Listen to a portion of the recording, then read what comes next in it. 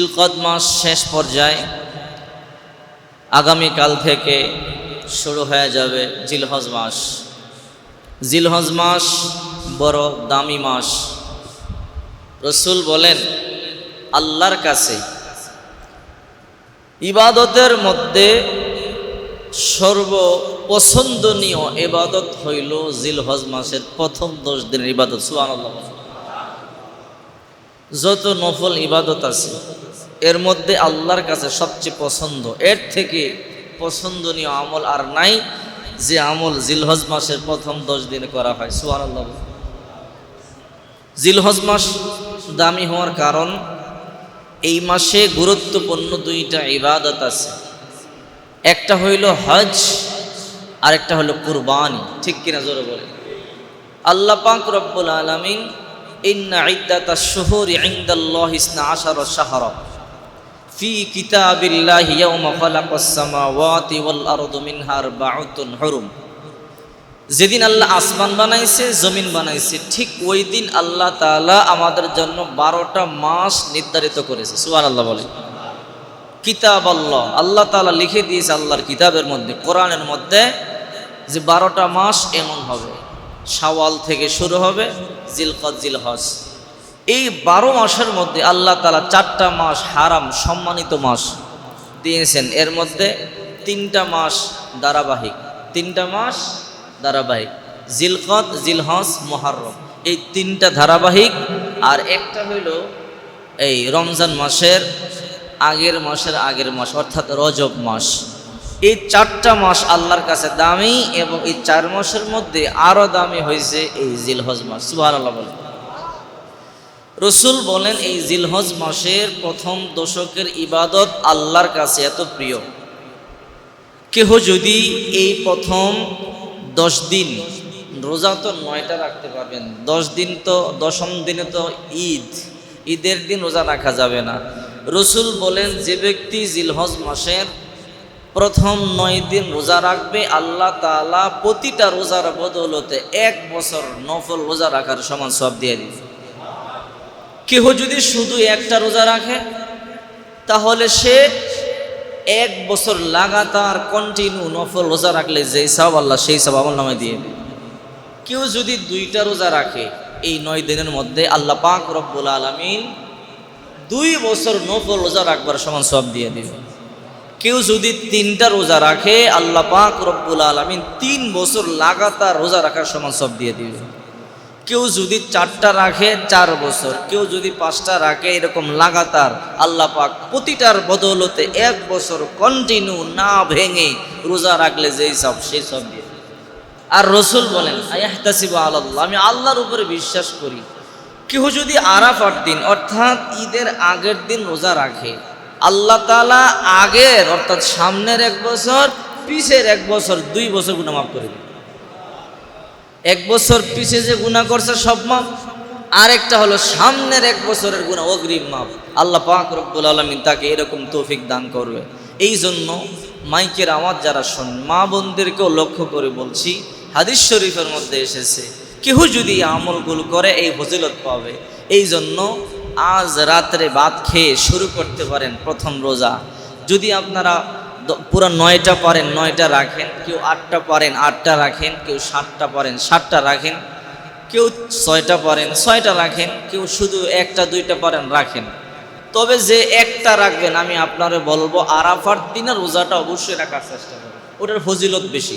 আরাফার দিন মানে ঈদের আগের দিন, ওই দিন রোজা রাখলে 1 বছর আগের এবং 1 বছর পিছনের গুনাহ মাফ। সুবহানাল্লাহ। আর যদি এর মাঝের গুলো থেকে ভেঙে ভেঙেও রাখেন, কোনো সমস্যা নাই। আজকে একটা রাখলেন, কালকে ভালো লাগলো না, 2 দিন পর আরেকটা রাখলেন, তাও পারেন, সমস্যা নাই। যে কয়টা পারেন ইনশাল্লাহ রাখার চেষ্টা করবেন, পারবো তো ইনশাল্লাহ। 2 নম্বর, রাসূলুল্লাহ বলেন, যদি তোমরা এই জিলহজ মাসের চাঁদ উঠে গেলে চুল আর নখ না কাটো কুরবানি পর্যন্ত, তাহলে আল্লাহ তোমার আমল নামে একটা কবুল কুরবানি সওয়াব দিয়ে দেবে। কুরবানি যে দেখ আর না দেখ সমস্যা নেই, সবার জন্য আমলটা। কুরবানি আপনি দিলেও আমলটা করবেন, না দিলেও আমলটা করবেন। মহিলা মা বোনেরাও করতে পারবেন আমলটা। আপনাদের শরীরের যেই নখ আছে শরীরের যেই লোম আমরা পরিষ্কার করি এগুলো এই 10 দিন। আজকে যদি বেশি ইমার্জেন্সি মনে করেন আপনার মোজ বড় হয়ে গেছে, নখ বেশি বড় হয়ে গেছে, আজকের মধ্যে মাগরিবের আগে কেটে ফেলতে হবে। মাগরিবের পর থেকে তো জিলহজের চাঁদ উঠে যাবে।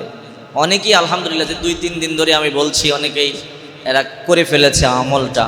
তো যদি কেহ অর্থাৎ এই আমল করে চুল নখ না কাটে এই 10 দিন কুরবানি পশু কুরবানির পরে করতে পারেন। যদি একটা মহল্লায় একটা পশু কুরবানি হয়ে গেছে তখন থেকে আপনি করতে পারেন, আপনার পশু না থাকুক আরেকজনে করছে আপনার এখন নখ কাটতে পারেন, চুল কাটতে পারেন, সমস্যা নাই। এই 10 দিন যদি আপনি এগুলো না কাটেন তাহলে কবুল কুরবানির সওয়াব পাবেন। আমলটা কি বড় কঠিন? এই আমল করা যাবে না। এরপরে রসুল 3 নম্বর আমলের কথা বললেন, ওয়াহমাদুল্লাহ ওয়ায়ুকাব্বিরুল্লাহ, এরপরে ওয়ায়ুসাব্বিহুল্লাহ, তোমরা বেশি বেশি তাহমিদ তাহলিল পাঠ করবে এই 10 দিন। রসুল বলেন বেশি বেশি লা ইলাহা ইল্লাল্লাহ বেশি বেশি জিকির করবা। আপনারা যারা শুনছেন মাইকে, মা বোন কান পাতিয়ে আমলগুলো শোনেন, এবং যারা অমনোযোগী আপনারা বাসায় বলে দিবেন। রসুল 3টা জিকিরের কথা বলছে। কয় জিকির? 1 নম্বর লা ইলাহা ইল্লাল্লাহ, লা ইলাহা, বেশি বেশি লা ইলাহা ইল্লাল্লাহ জিকির করতে বলছে। 2 নম্বর আল্লাহু আকবার, আল্লাহু আকবার, এই জিকিরটা বেশি বেশি করতে বলছে। 3 নম্বর ওয়াহমাদুল্লাহ, তোমরা বেশি বেশি তাহমিদ অর্থাৎ আলহামদুলিল্লাহ এই জিকির করো। লা ইলাহা ইল্লাল্লাহর জিকির বেশি বেশি করবেন, আল্লাহু আকবার এই জিকির বেশি বেশি করবেন, আলহামদুলিল্লাহ এই জিকির বেশি বেশি করবেন। আবু দাউদ শরীফের মধ্যে এসেছে।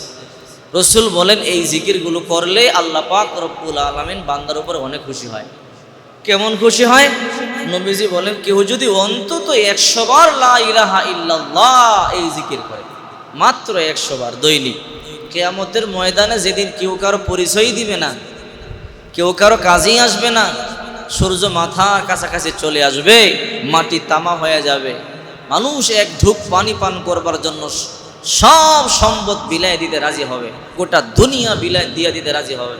ওই রকম মুসিবতের সময়ও এই লা ইলাহা ইল্লাল্লাহ জিকিরকারীরা হাসতে থাকবে, তাদের চেহারা থেকে পূর্ণিমার চাঁদের মতো নূর জল জল করতে থাকবে। সুবহানাল্লাহ। আপনি বলেন তো লা ইলাহা ইল্লাল্লাহ 100 বার পড়তে কতক্ষণ লাগে? সর্বোচ্চ 2-3 মিনিট লাগবে, বেশি লাগবে না। লা ইলাহা ইল্লাল্লাহ, লা ইলাহা ইল্লাল্লাহ, লা ইলাহা ইল্লাল্লাহ মুহাম্মাদুর রাসূলুল্লাহ, লা ইলাহা ইল্লাল্লাহ মুহাম্মাদুর রাসূলুল্লাহ সাল্লাল্লাহু আলাইহি ওয়াসাল্লাম, পুরোটা পড়বেন। লা ইলাহা ইল্লাল্লাহু মুহাম্মাদুর রাসূলুল্লাহ সাল্লাল্লাহু আলাইহি ওয়াসাল্লাম, লা ইলাহা ইল্লাল্লাহু মুহাম্মাদুর রাসূলুল্লাহ সাল্লাল্লাহু আলাইহি ওয়াসাল্লাম। বেশি সময় তো লাগার কথা না। দৈনিক 100 বার, সকালেও পড়তে পারেন, বিকালেও পড়তে পারেন। পারা যাবে কি যাবে না? রসুল বলেন এই আমলগুলো বেশি বেশি করবেন। এরপরে রসুল বলেন এই 10 রাত্রি, দিনের কথা বললাম, এবার রাতের কথা নবীজি বলতেছেন, ওয়াল ফাজরি ওয়া লায়ালিন আশ, ওয়া লায়ালিন আশ, 10 রাত্রির শপথ আল্লাহ করেছেন। এই 10 রাত্রি কোন রাত? এই 10 রাত্রি হয়েছে জিলহজ মাসের প্রথম 10 রাত। রাসূলুল্লাহ সাল্লাল্লাহু আলাইহি সাল্লাম বলেন কেউ যদি জিলহজ মাসের এই প্রথম 10 রাত্রি ইবাদত করে, প্রতিটা রাতের বদৌলতে এক একটা লাইলাতুল কদরে ইবাদত করবার সমান সব দিয়ে দিবে। এক রাত্রি যদি ইবাদত করেন, একটা লাইলাতুল কদরে ইবাদত করবার সমান সওয়াব পাবেন।